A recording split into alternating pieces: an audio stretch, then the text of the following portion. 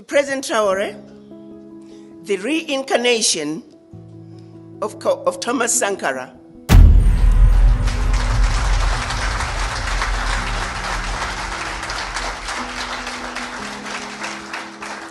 President Traoré, who has led the struggle to complete the unfinished business that was started by our ancestors and our Pan-African leaders in 1963 when they created the Organization of African Unity.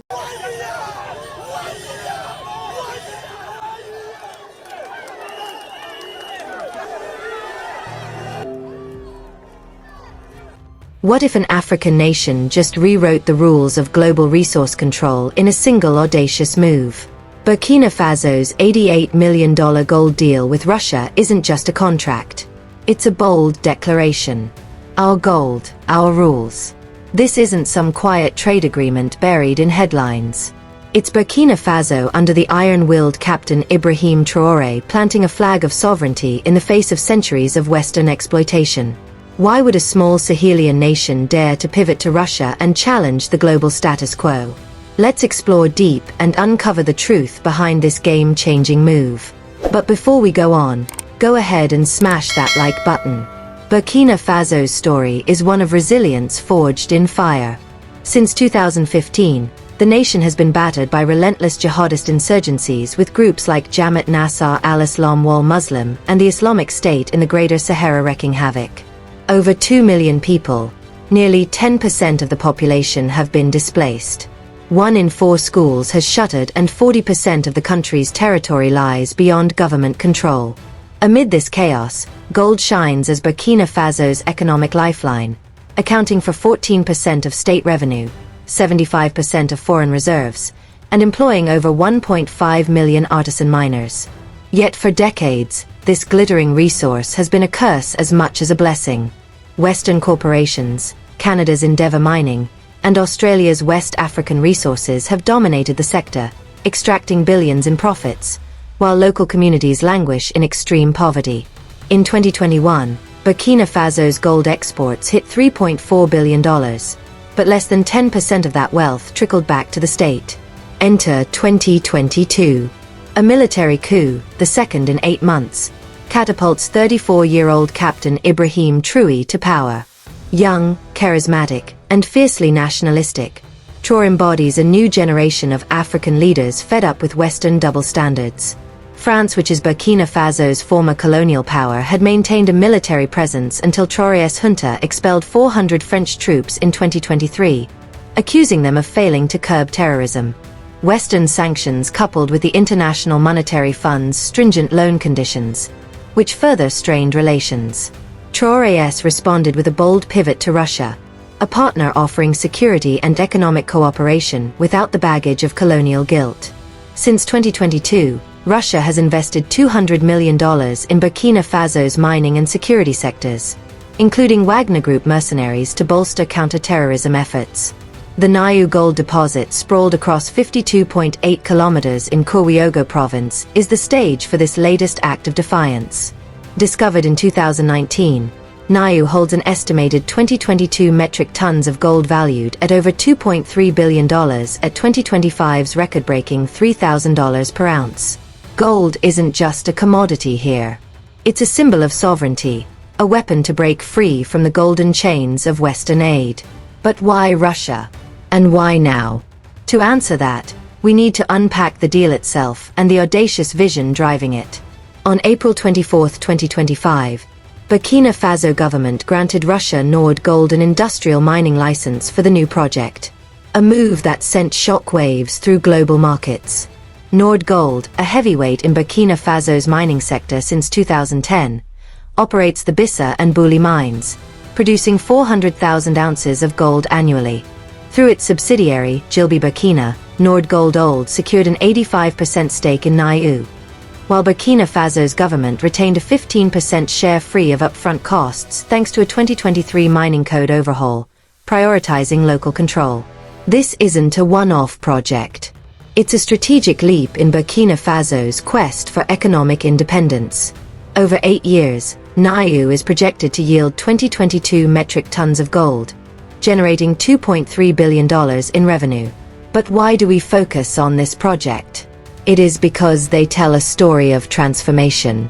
The Niue project will create 204 jobs, including 75 direct roles for skilled workers and 129 indirect opportunities for local suppliers.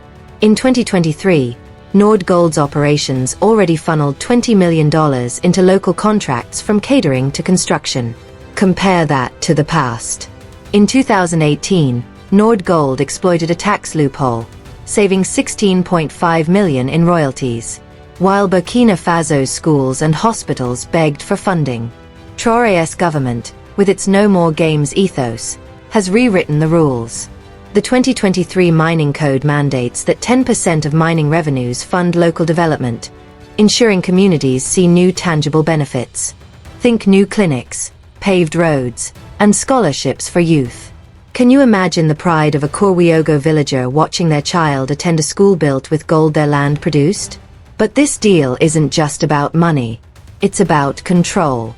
Western firms historically treated Burkina Faso as a resource ATM machine, shipping profits to Toronto or London while locals scraped by. But now Nord Gold, by contrast, operates under Traoré's watchful eye. The Traoré's government localization push means 90% of Nord Gold's workforce in Burkina Faso is local and 60% of its supply chain is domestic. This is agency in action. The Niue project will produce 2.5 tons of gold annually, boosting Burkina Faso's output to 80 tons by 2028, making it Africa's fourth largest gold producer. That's not just economic muscle. It's geopolitical leverage. Yet, the deal isn't without critics. Artisan miners who account for 12% of Burkina Faso's economy fear industrial mining will choke their livelihoods. In 2024, 300,000 artisan miners produced 10 tons of gold, but many operate illegally, clashing with security forces. The Traoré's government vowed to formalize the sector, but tensions simmer. Security risks also loom. Jihadist groups control 40% of Burkina Faso's north, and Niue proximity to conflict zones raises concerns. Nord Gold's ties with $50 million in security contracts since 2023 also add another layer of complexity. It raises questions if Russia is a true partner or just a new player in the resource game. Traoré is betting on the former, but the stakes are sky high. Burkina Faso's gold deal is a microcosm of Africa's awakening. Across the Sahel, military juntas in Mali, Niger, and Guinea are seizing control of their destinies. Mali's 2023 gold for security pact with Russia yielded $150 million in revenue, while Niger's 2024 uranium nationalization rattled French energy giants. These aren't isolated moves. They're a continental shift. Africa, home to 30% of the world's mineral reserves, is done being the West's quarry. Burkina Faso's pivot to Russia, $200 million in investment since 2022, signals a broader realignment. China's $1.2 billion in Burkina Bay infrastructure loans and Turkey's $300 million in drone exports further diversify partnerships. This is multipolarity in action. African nations choosing allies on their terms. The implications ripple globally. Gold, a hedge against inflation, is surging as the US dollar winds. Burkina Faso's 80-ton target by 2028 could influence markets, especially as central banks in India and China stockpile reserves. But risks abound. Industrial mining could displace 50,000 artisanal miners, sparking protests. Jihadist attacks up 20% in 2024 threaten supply chains and Russia's reliability. Wagner's human rights abuses in Mali, documented by Human Rights Watch in 2023, cast a shadow. Yet the optimism is palpable. Burkina Faso's gold revenue could fund 500 new schools, 200 clinics, and 10,000 scholarships by 2030 per government projections. This is what sovereignty looks like.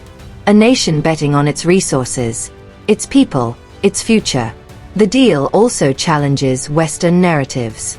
For too long, Africa's was being painted as a charity case that is only dependent on aid. In 2022, Burkina Faso received $1.1 billion in Western aid, but strings were attached. While losing $2 billion to illicit gold smuggling, Traoré's government, by contrast, is building a future where Africa's wealth stays home. The Nayu Project's $12.2 million development fund will empower Kouyogo women, youth, and farmers, groups long sidelined by foreign firms. This is a blueprint for the continent. From Ethiopia's $3.7 billion dam to Namibia's $10 billion green hydrogen project, Africa's not rising, it's already here. If you're fired up about African nations reclaiming their power, smash that like button, share this video, and subscribe for more stories of Black excellence, resilience, and pride. Burkina Faso $88 million gold deal with Russia is more than a contract. It's a battle cry. Captain Ibrahim Traoré and his government are forging a future where Africa's resources fuel African dreams. Will this deal redraw West Africa's geopolitical map? Can Burkina Faso navigate the risks to uplift its people? Drop your thoughts in the comments. Let's ignite a conversation about Africa's unstoppable rise. Like, subscribe, and hit that bell for more stories celebrating our culture, our history, our power. Stay tuned.